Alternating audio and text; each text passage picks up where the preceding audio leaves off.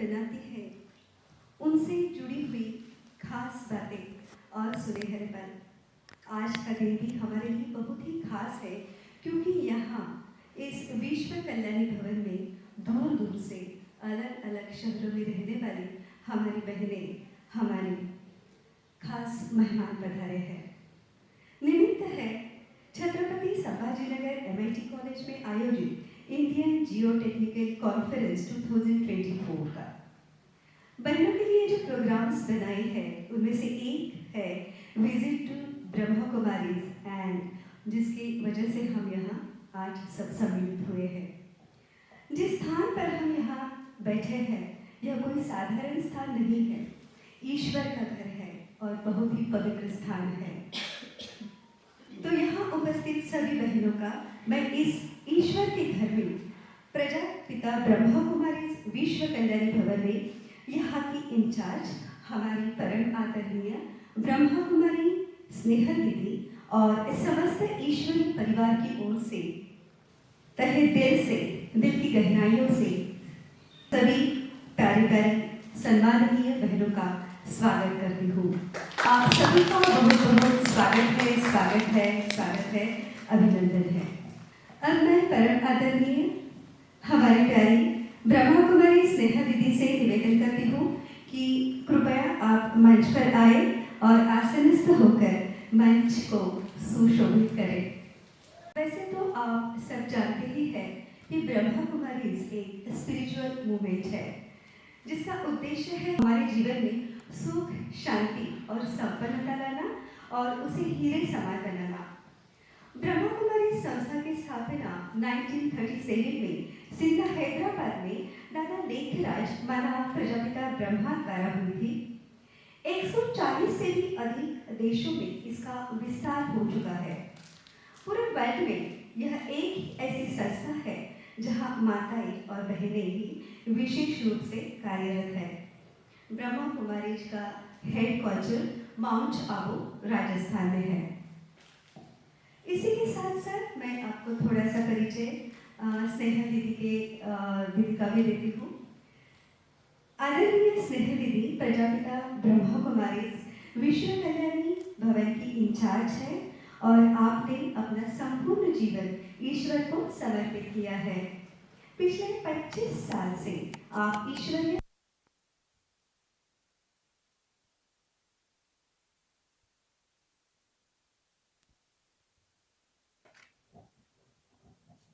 ज्यादा समय न लेते हुए मैं आदरणीय स्नेहा दीदी से निवेदन करती हूँ कि कृपया आप हम सभी का मार्गदर्शन करें और हमें ज्ञान रत्नों से अवगत कराएं। हमारा आज का जो टॉपिक है वो बहुत ही सुंदर है, how to be emotionally strong. हम सभी ने एक्सपीरियंस किया है, करते हैं कि सिचुएशंस के अकॉर्डिंग हमारे मन की अवस्था बदलती रहती है और कभी कभी तो हम बहुत ही ज्यादा लो फील करते हैं, स्ट्रेस बढ़ते जाता है, जिसका असर तन और मन पर पड़ता है। आदरणीय दीदी से रिक्वेस्ट है कि इस विषय पर हम सबका मार्गदर्शन करें। अभी माइक में हैंड ओवर करती हूँ दीदी से, प्लीज। सिर्फ भारत ही नहीं परंतु भारत के बाहर 140 देशों के अंदर आज ब्रह्मा कुमारी संस्था अपना कार्य कर रही है। ये एक धर्म निरपेक्ष संस्था है जहाँ पर रिलीजन से रिलेटेड बात नहीं है, परंतु एक प्रकार से जीवन जीने की पद्धति जहाँ सिखाई जाती है। इसीलिए इसका नाम ही आपने सुना, प्रजापिता ब्रह्मा कुमारी ईश्वरीय विश्वविद्यालय। और विद्यालय शब्द हमें क्या बताता है? स्टडी। जहाँ पर विद्या प्राप्त होती है उसको विद्यालय कहा जाता है। और दुनिया के अंदर भी बच्चों का जो एम होता है उस एम के हिसाब से उसी कॉलेज में वे एडमिशन लेते हैं। मानो अगर किसी को डॉक्टर बनना है तो मेडिकल कॉलेज में जाके वहाँ की स्टडी करते हैं, इंजीनियर बनना है तो इंजीनियरिंग कॉलेज में जाएंगे, वहाँ की स्टडी करेंगे। तो हर एक का अपना अपना एक एम होता है और उसके लिए अपनी अपनी एक विद्या, एक स्टडी होती है। और जहाँ आज हम बैठे हैं ये भी एक विद्यालय है। तो इस विद्यालय में भी स्टडी होती है। स्टडी का मतलब एक एम ऑब्जेक्ट है, क्योंकि आज तक नॉलेज तो हम बहुत सुनते आ रहे हैं। हो सकता है हमने अपने बड़े बुजुर्गों से सुना है, शास्त्रों से पढ़ा है या अपने गुरुओं से सुना है, तो बहुत सारा नॉलेज, और आज तो मोबाइल में भी बहुत सारा नॉलेज मिल जाता है। परंतु जिस नॉलेज को आज तक हम सुनते आ रहे हैं, पढ़ते आ रहे हैं, लेकिन कई बारी ऐसी काफ़ी सारी बातें होती हैं कि हम सिर्फ सुनने और पढ़ने तक हैं, लेकिन उसका उद्देश्य क्या है, लक्ष्य क्या है, जीवन में उसको कैसे धारण करना है, वो एम ऑब्जेक्ट हमारे सामने नहीं होती है। और इस विद्यालय के अंदर हमें वो एम ऑब्जेक्ट मिलती है, तो जिससे जीवन जीने की कला क्या है वह हमें सिखाया जाता है। सभी अपने अपने हिसाब से जीवन जी रहे हैं, परंतु कहते हैं कि आज धरती पर चलना नहीं आ रहा है, बल्कि आसमान में उड़ना हम सीख चुके हैं। आज हर एक चीज़ हमारे जीवन में हमें प्राप्त है, साधन है, सुविधाएं हैं, संपत्ति है, वैभव है, हर एक चीज़ जो हम चाहते हैं, आज नहीं तो कल हम सबको वो हासिल होती ही है, क्योंकि उसके लिए हम कोशिश भी करते हैं। लेकिन देखा जाता है कि आज हर एक चीज़ के पीछे जो हम दौड़ रहे हैं, ये दौड़ किस लिए है?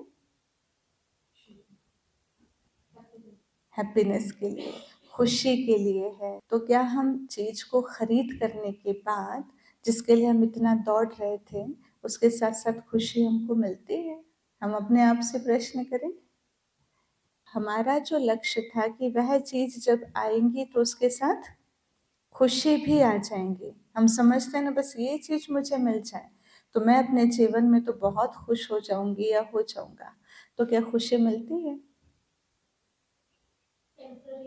टेम्पररी मिलती है। आज मानो हमारे पास छोटा मकान है, हम समझेंगे बड़ा मकान हो तो खुशी मिल जाएंगी। आज सोफ़ा नहीं है, चेयर है, सोफ़ा आ जाए तो खुशी मिल जाएंगी। आज छोटी गाड़ी है, कल बड़ी गाड़ी आ जाए तो खुशी मिल जाएंगी। छोटा मोबाइल है, बड़ा मोबाइल आ जाए तो खुशी मिल जाएंगी। तो ये सब चीज़ें हमें खुशी दे तो रही है, लेकिन कुछ समय के लिए है, टेम्पररी है, क्योंकि इस संसार की हर एक चीज़ अस्थाई है। अस्थाई है माना परिवर्तन हो रहा है। आज जो नया है वो कल पुराना होगा ज़रूर, उससे अच्छा कुछ मार्केट में आ जाएगा। तो कोई भी चीज़ हमें सदा काल के लिए खुशी नहीं दे सकती है। ठीक है, साधन है, सुविधा है, कंफर्ट दे सकते हैं।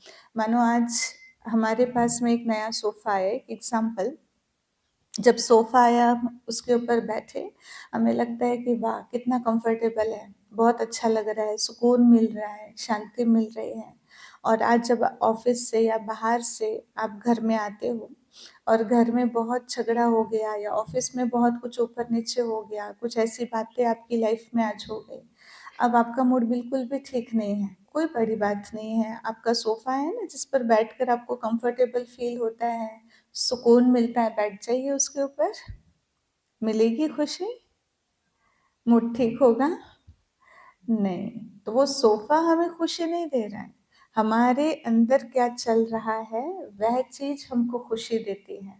हमारी जो मन की स्थिति है, उस स्थिति के आधार पर हम खुशी का या फिर दुख का अनुभव करते हैं। तो ये एक मन की स्थिति है। वस्तु जो भी संसार के अंदर है, वस्तु है, वैभव है, हर चीज़ परिवर्तनशील है।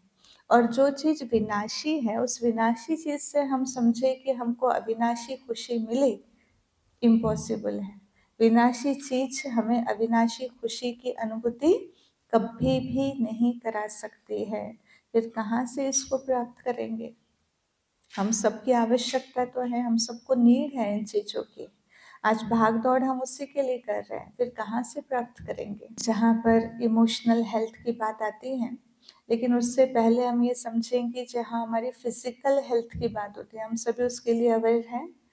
हम सब समझते हैं कि हमारी फिजिकल हेल्थ अच्छी होनी चाहिए, और उसके लिए 3 बातों का हम ध्यान रखते हैं। एक डाइट है, दूसरा एक्सरसाइज है, और तीसरा रेस्ट, जिसको हम स्लीप कहते हैं, प्रॉपर रेस्ट होना चाहिए। तो आज डाइट के अंदर हम किस बात का ध्यान रखते हैं? हेल्दी खाना है, फ्रेश खाना है, टाइम पर खाना है, इन चीज़ों का हम ध्यान रख रहे हैं। तो आज बहुत सारे ऐसे डाइटिशियन हैं जो हमें गाइड करते हैं। हम लोग मोबाइल में भी सर्च करते रहते हैं, कई लोग तो गिनती कर करके खाते हैं। तो फिर इतना ध्यान देने के बाद में भी हेल्थ डाउन क्यों हो रही है? एक कहावत भी कही जाती है कि मन ठीक तो तन ठीक। हम लोग ध्यान किस पर दे रहे हैं?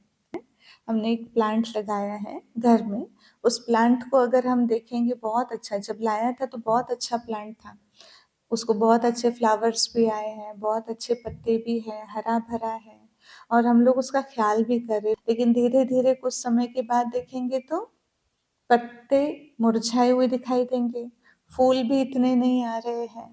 कारण क्या है? हम उसके रूट में पानी नहीं दे रहे हैं, हम उस प्लांट को ऊपर ऊपर से पत्तों को वॉश कर रहे हैं, पत्तों पे पानी दे रहे हैं। हमें लगता है कि पत्ते वॉश करेंगे तो पत्ते हरे हरे दिखाई देंगे, झाड़ अच्छा दिखाई देगा, लेकिन आवश्यकता कहाँ है उसको हरा भरा रखने के लिए? उसके रूट में चाहिए। जो भी हम दे रहे हैं उसके रूट में वो डालना होगा, तो पत्तों पत्तों तक वो चीज़ अपने आप से पहुंच जाएंगे। आज हम भी क्या कर रहे हैं? हम कहाँ ठीक करने की कोशिश कर रहे हैं? तो हम समझते इसको अच्छा खिला दो तो ठीक हो जाएंगे। हम समझते स्लिप, हम तो काउंट करते हैं ना घंटे। कई बार कईयों की आदत होती है जब सोने जाते हैं, आज इतना बजा सो रहे, जब आँख खुलती है तो पता है 6 घंटे 8 घंटे तो नींद होनी चाहिए। अगर उसके पहले आँख खुल गई तो फिर गिनती करना शुरू करते इतने घंटे हुए या नहीं हुए, और अगर नहीं हुए तो फिर से सो जाओ क्योंकि उतना टाइम हुआ ही नहीं है जितना होना चाहिए। माइंड कैलकुलेट कर रहा है। तो अगर आज बच्चों को देखें ना, कई बच्चे तो 10-10 घंटा सोते हैं, 12-12 घंटा सोते हैं, रात में 12-12 1-1 बजे सोने के लिए जाते हैं, सुबह 12-12 1-1 बजे उठते हैं, तो भी कहते हमारी नींद ही नहीं हुई, तो भी कहते नींद नहीं हुई। क्यों? क्योंकि शरीर वर्क नहीं कर रहा है। क्या वर्क कर रहा है? हमारा माइंड वर्क कर रहा है। नींद में भी सपने आ रहे, नींद में भी थॉट प्रोसेस चल रही है, तो रेस्ट तो मिल ही नहीं रहा है। और जहाँ रेस्ट ही नहीं मिल रहा है, माइंड थका हुआ है, तो फिर बॉडी तो थकेगी थकेगी। इसीलिए कहा जाता है जो एक योगी होता है, योगी माना जो मेडिटेशन की प्रैक्टिस करते हैं उसको योगी कहा जाता है।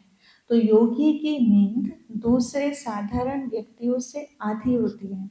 क्यों?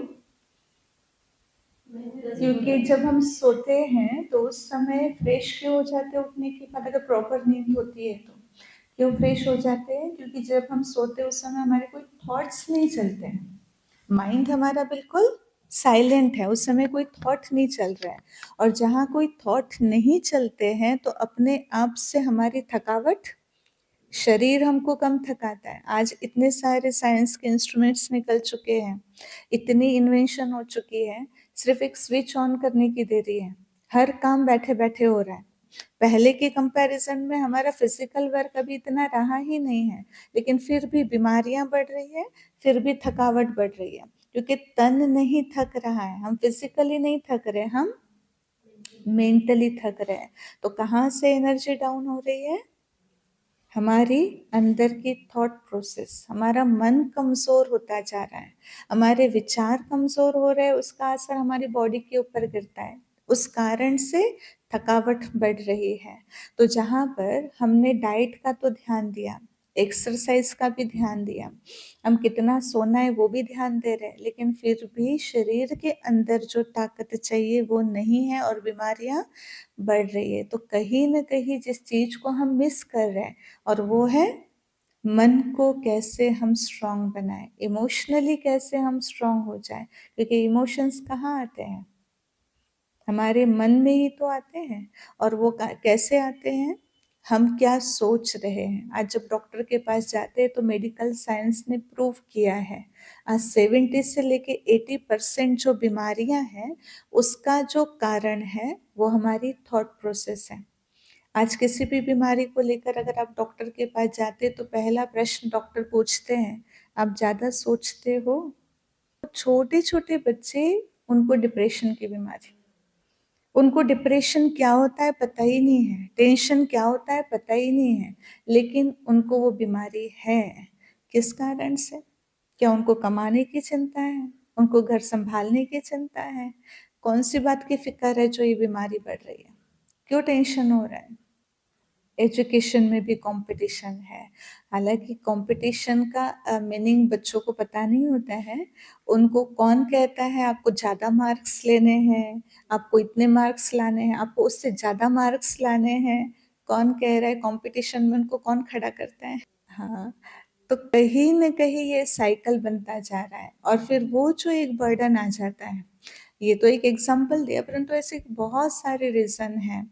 अगर हम देखेंगे तो जो पावर आत्मा के अंदर, हमारे अंदर होनी चाहिए, हम बाहर से वो चीज़ अपने अंदर नहीं डाल सकते हैं।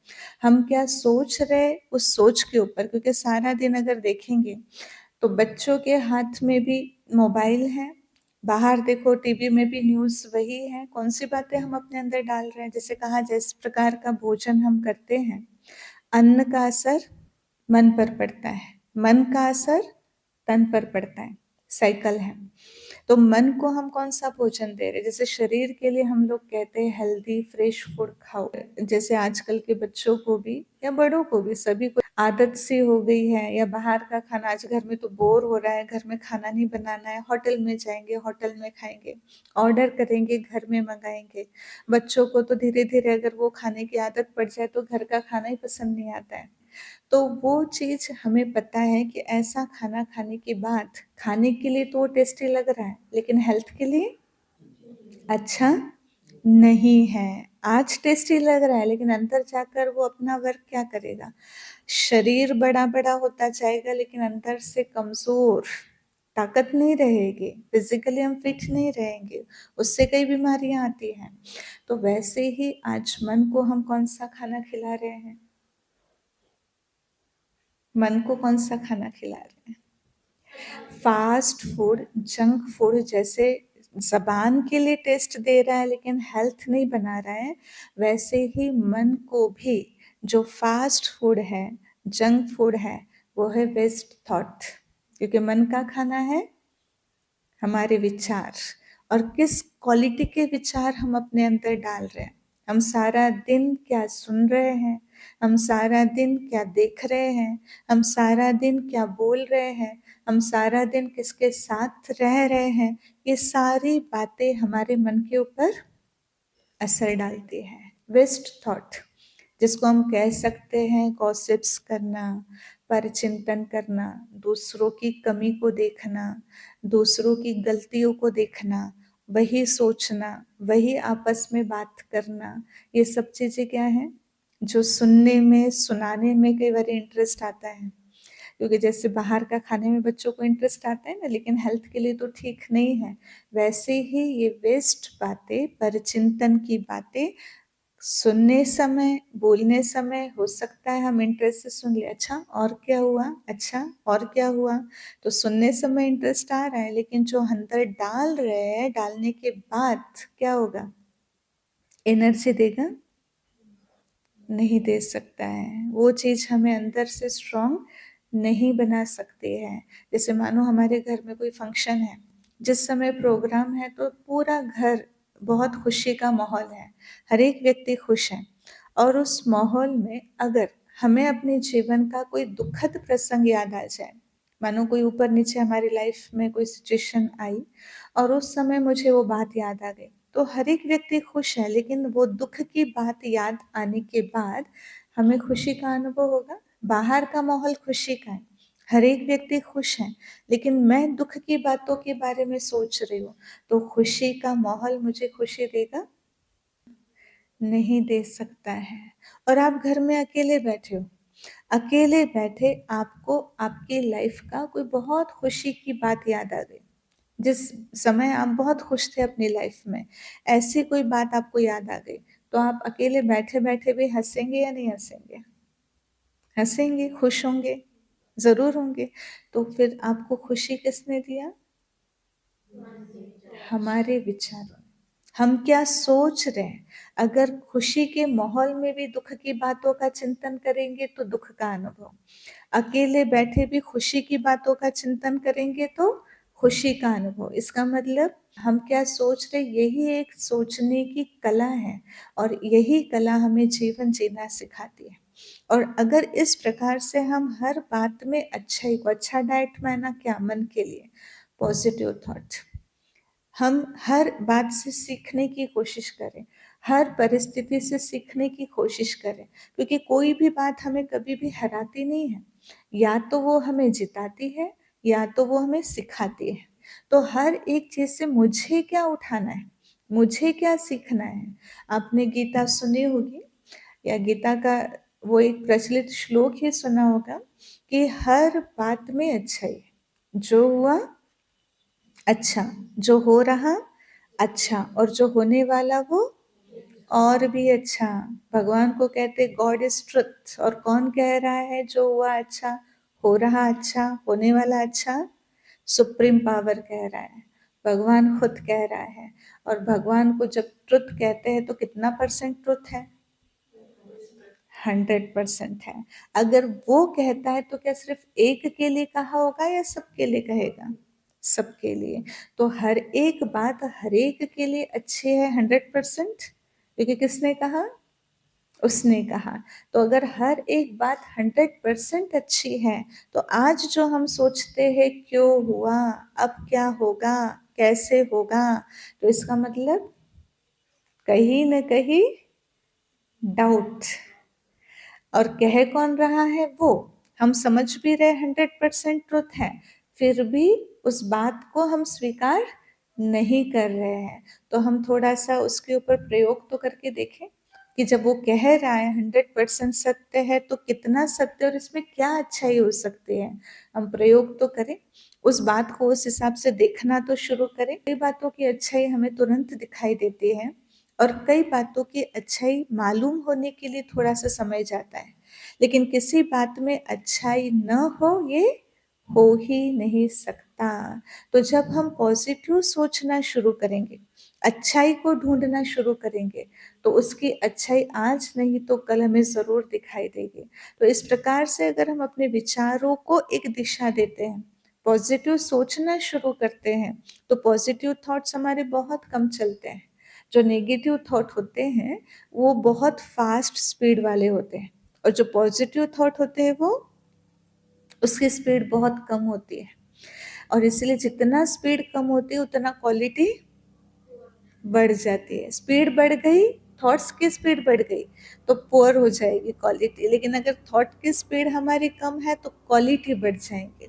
और इसीलिए जो हमारे बड़े होते हैं, गुरु होते हैं, हर एक का अपना अपना जो होता है जिसके प्रति हमारी भावना होती है, हम कहते बस इन्होंने कह दिया और हो गया। उनके कहने से क्या, उन्होंने कहा और हो गया। क्यों? उनके अंदर वो पॉजिटिव एनर्जी बहुत ज़्यादा। क्यों बहुत ज़्यादा? क्योंकि उनका सोचना जितना ज़रूरी है उतना ही है, बोलना जितना ज़रूरी है उतना ही है, सुनना जितना ज़रूरी है उतना ही है। तो हम क्या कर रहे हैं? अपनी एनर्जी सेव कर रहे हैं। जितना आवश्यक है उतना अगर हम सोचे, बोले और करें, तो हम अपनी एनर्जी को सेव कर रहे हैं। और अगर हम बिना आवश्यक बोले जा रहे, बोले जा रहे, बोले जा रहे हैं, नहीं देखना है तो देखे जा रहे हैं, नहीं सुनना है तो भी सुने जा रहे हैं, तो हम क्या कर रहे हैं? अपनी एनर्जी को वेस्ट कर रहे हैं। और जहाँ एनर्जी वेस्ट होगी, वहां आप सोचेंगे 10 बातें, उसमें से एक मुश्किल से होगी। और जहाँ एनर्जी आपके अंदर है, तो वहां पर आप एक बात सोचेंगे और वो 100% सफल हो जाएंगे। तो इसलिए हम क्या सोच रहे हैं, उस सोच के आधार पर हमारी बॉडी भी रिएक्ट करती है हमारी सोच से, क्योंकि मन और तन का बहुत गहरा कनेक्शन है। तो एक तो हमें प्रॉपर डाइट देना है, मन को हेल्दी फूड, पॉजिटिव फूड देना है, फ्रेश देना है। फ्रेश का मतलब क्या? फ्रेश फूड, फ्रेश थॉट किसको कहेंगे? पॉजिटिव है, वो हेल्दी है। लेकिन उसके साथ साथ जैसे भोजन में कल का बना हुआ भोजन, परसों का बना हुआ भोजन, उसके अंदर वो शक्ति नहीं होती है। तो आज हम कौन से टाइप के थॉट, आप थोड़ा अपने आप से देखना कि सारे दिन में अगर 100 थॉट्स हमारे मन में आते, एक एग्जाम्पल, उसमें से 90%, 80 से 90% थॉट हमारे कौन से चलते? पास्ट, पुराने। और मेमोरी इतनी स्ट्रांग है, 10 साल, 20 साल, 25 साल, 30 साल पहले वाला भी एल्बम ऐसा ओपन हो जाता है, इस घड़ी ये समय ये कहा वो कहा, वीडियो भी आ जाता है, फोटो भी आ जाते हैं, डायलॉग भी आ जाते हैं, सब कुछ आ जाते हैं।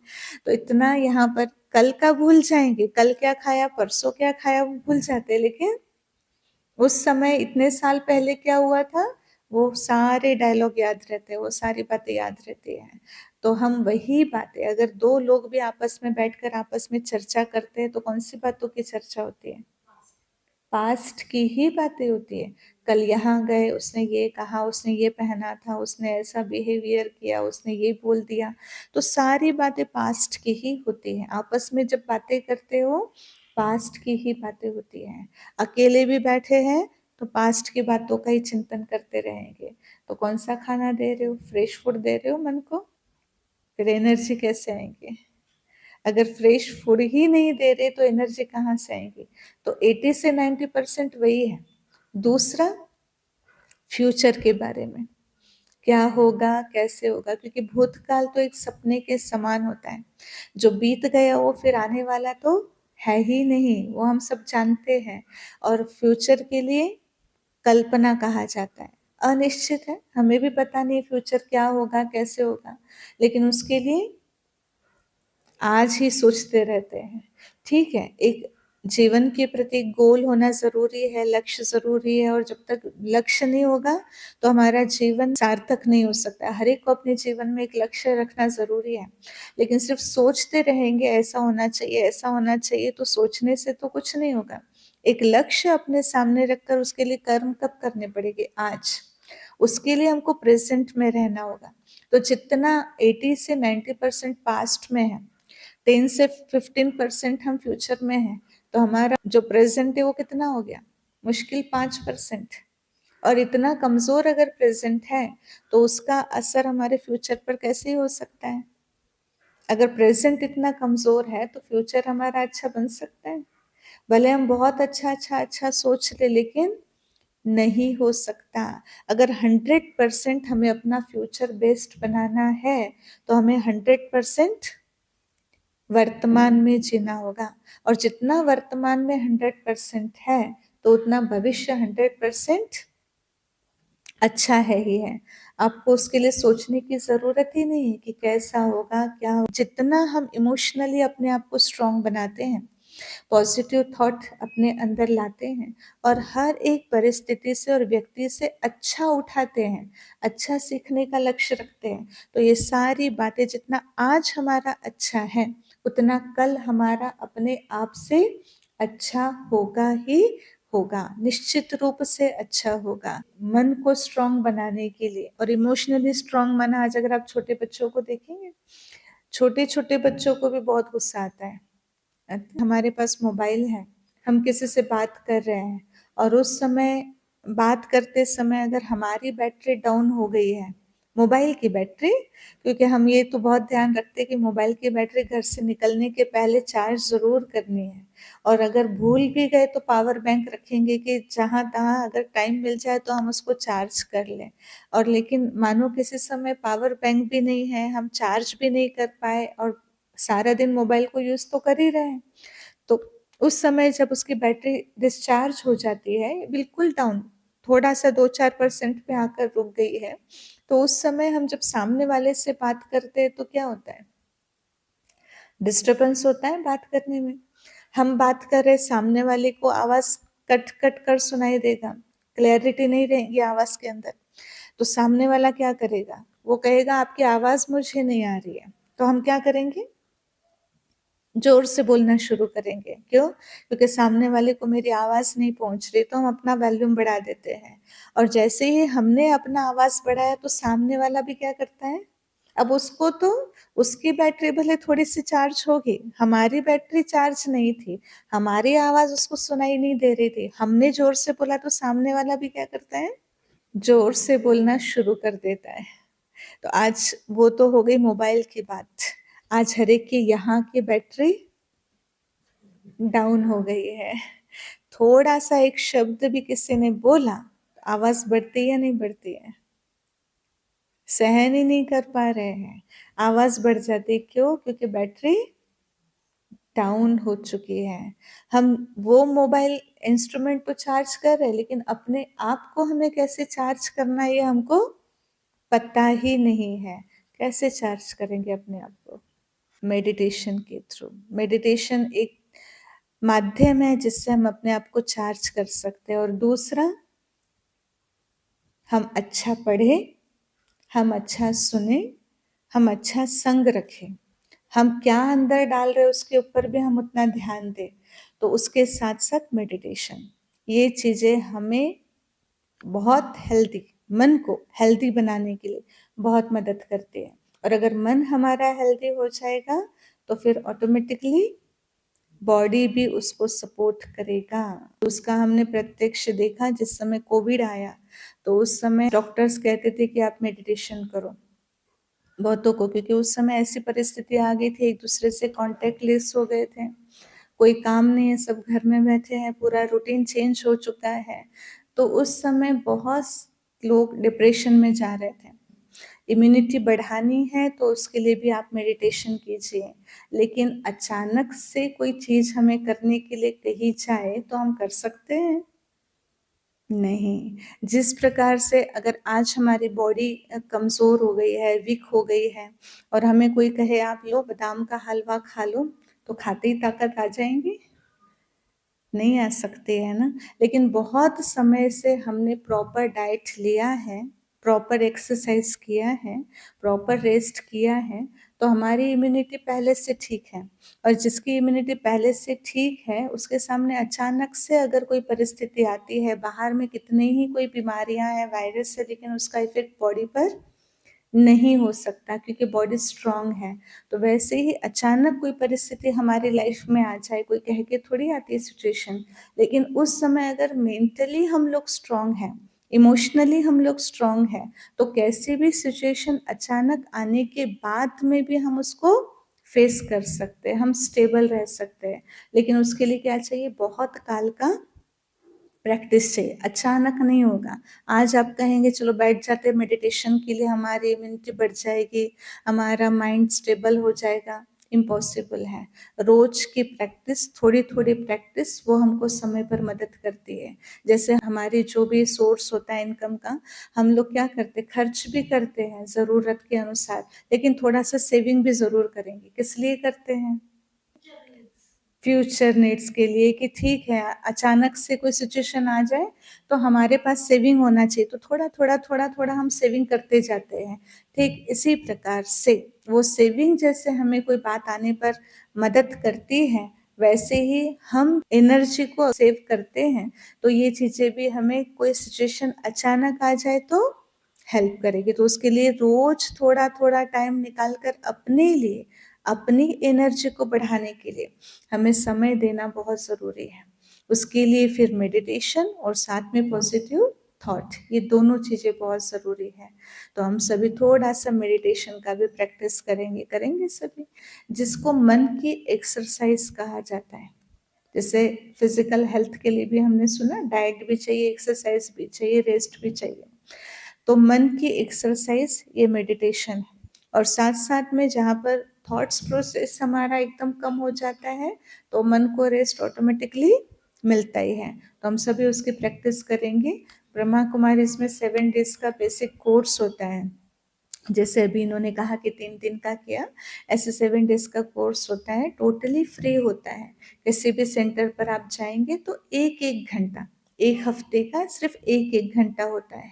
और उसके अंदर प्रॉपर मेडिटेशन कैसे करना है, क्योंकि मेडिटेशन का मतलब है 2 चीज़ों का कनेक्शन। जैसे 2 चीज़ें जब अलग हो जाती है तो उसको वियोग, सेपरेशन कहते हैं। अलग होना, वियोग या सेपरेशन। वैसे ही मेडिटेशन माना मिलना, जिसको हम योग कहते हैं। तो योग के अंदर हमें अपने आप को, जैसे एक बैटरी अगर डिस्चार्ज होती है तो उसको बड़ी बैटरी के साथ जोड़ देते हैं, वैसे ही जहाँ पर हमारे अंदर की एनर्जी कम हो जाती है, तो जो सुप्रीम पावर है, जिसको कोई अल्लाह कहता है, कोई गॉड कहता है, तो उसके साथ हमें अपने आप को जोड़ना होता है। सिर्फ शब्द अलग अलग है, किसी ने खुदा कह दिया, किसी ने कुछ कह दिया, शब्द अलग अलग हैं, लेकिन वो एक ही है, जो एक पॉइंट ऑफ लाइट है। एक ज्योति है। जैसे इस शरीर को चलाने वाली हम सभी भी एक ज्योति हैं, जिसको कोई चेतना, कोई प्राण शक्ति कहते हैं, कोई एनर्जी कहते हैं, कोई सोल कहते हैं। तो जैसे इस शरीर को चलाने वाली हम एक चैतन्य सत्ताएं हैं, वैसे ही हम सब का वो जो सुप्रीम सोल है, वह पिता है, वह हम सबको एनर्जी देने वाला है। तो हम मेडिटेशन में उसके साथ अपने आप को कनेक्ट करते हैं और उसको याद करते हैं। तो याद करना माना उसकी एनर्जी को अपने अंदर लेना। तो मेडिटेशन में 2 काम होते हैं, बुद्धि से विजुअलाइज करते हैं और मन से संकल्प देते हैं। 2 चीजें हैं, दोनों काम करते हैं। बुद्धि से विजुअलाइज करते हैं और मन से उसको थॉट्स देते हैं। और ये दोनों चीजें जब एक साथ हो, जो हम सोच रहे हैं वही हम देखें, इसको कहा जाता है संपूर्ण एकाग्रता। और जहाँ संपूर्ण एकाग्रता है वही हमारा मेडिटेशन है। तो हम 5 मिनट के लिए प्रैक्टिस करेंगे। सीधा होकर हम सभी बैठ जाएंगे। कमांड्स देती हूँ आपको, जैसे जैसे मैं कहूँगी आप उन विचारों को आप ध्यान से सुनकर उसको सुनने के साथ साथ देखने की कोशिश कीजिए। सिर्फ सुनना नहीं है, लेकिन सुनने के साथ साथ आप देखने की कोशिश कीजिए। आप आंख बंद करके भी बैठ सकते हो, क्योंकि इन आंखों से आपको कुछ नहीं देखना है, आपको मन की आंखों से देखना है। आंख बंद करके भी बैठ सकते हैं या फिर एक जगह आप स्टेबल कर सकते हैं आंखों को। सीधा होकर हम सभी बैठेंगे कुछ समय के लिए। अपना ध्यान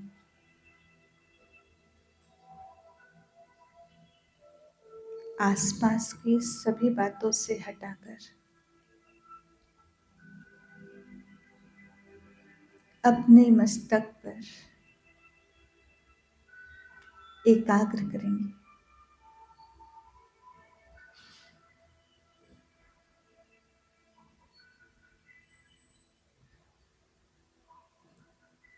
मस्तक पर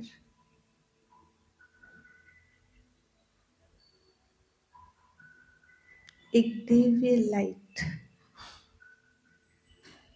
चमक रही है।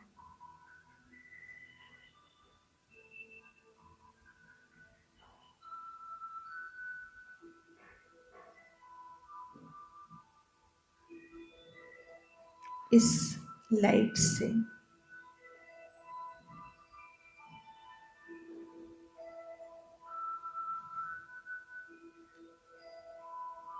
शांति की किरणें, सुख की किरणें निकलकर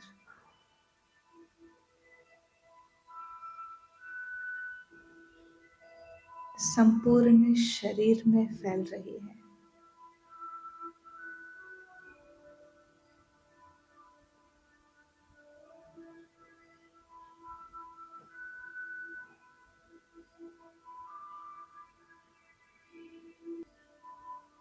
संपूर्ण शरीर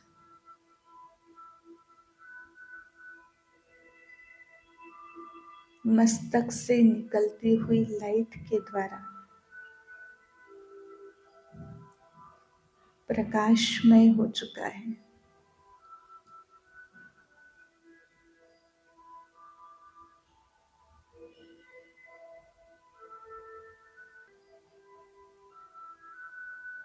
बिल्कुल हल्केपन का अनुभव हो रहा है।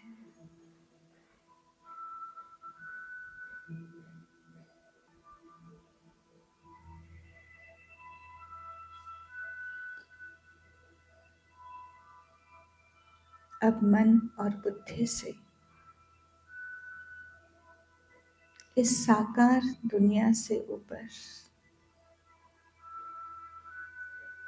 आसमान में देखें।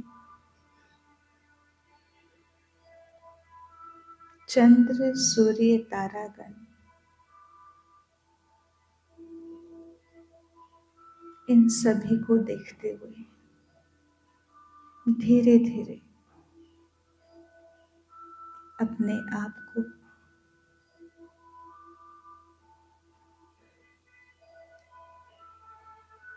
एक लाइट के स्वरूप में अनुभव करते हुए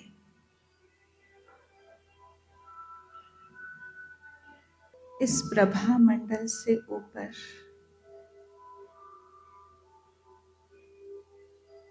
बिल्कुल हल्का होते हुए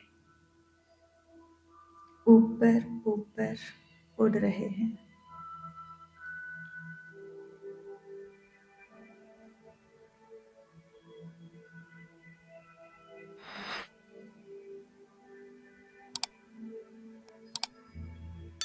सितारों की दुनिया से पार,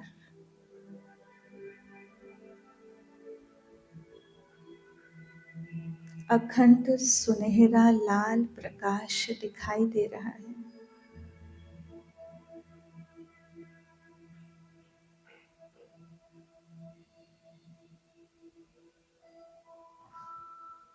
चारों ओर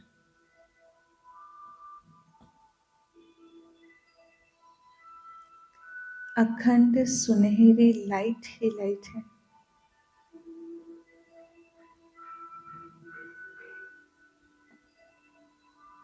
उस सुनहरी लाल लाइट के बीच एक बहुत तेजोमय परंतु शीतल प्रकाश फैलाती हुई एक परम ज्योति, एक सुप्रीम लाइट चमक रही है।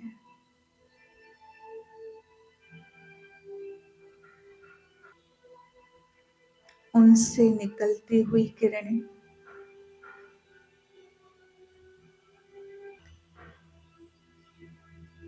मुझ आत्मा पर पड़ रही है।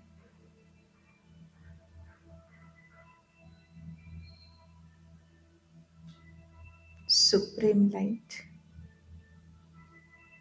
शांति का सागर, आनंद का सागर, प्यार का सागर है।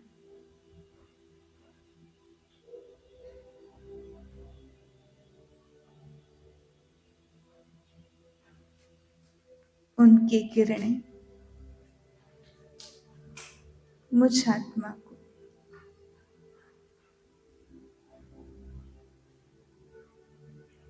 सर्व गुणों से संपन्न बना रही है।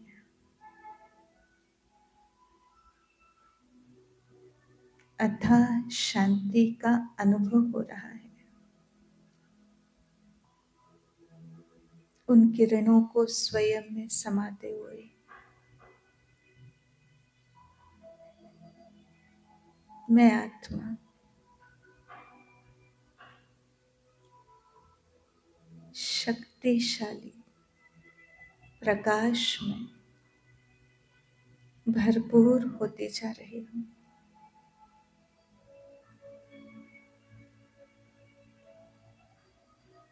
यह परमात्मा लाइट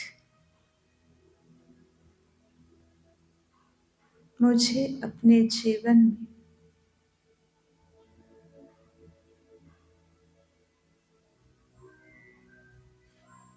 हर प्रकार से हर समस्या का समाधान करने के लिए शक्तिशाली बना रही है। परमात्मा लाइट मेरे लिए छत्र छाया है, मेरा सुरक्षा कवच है।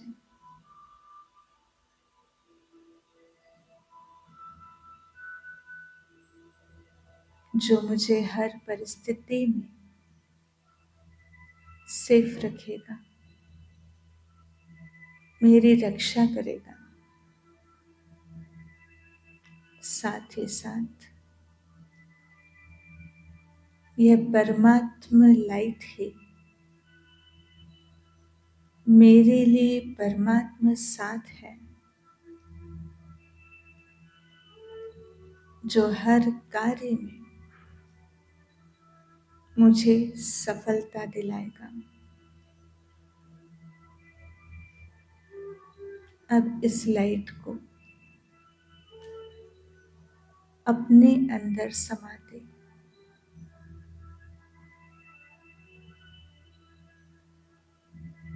धीरे धीरे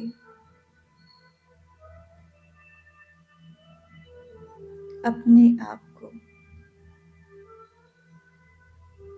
फिर से इस शरीर में दोनों भ्रुकुटी के मध्य अनुभव करेंगे।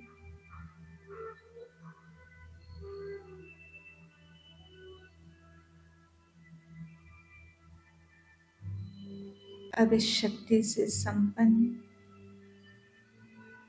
सुख शांति की किरणों से संपन्न मैं आत्मा मन से शक्तिशाली और तन से स्वस्थ हूँ।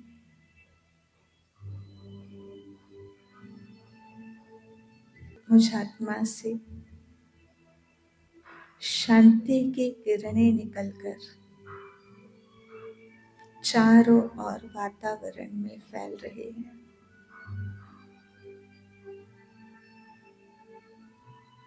चारों ओर का वातावरण बहुत शुद्ध, शक्तिशाली बनता जा रहा है।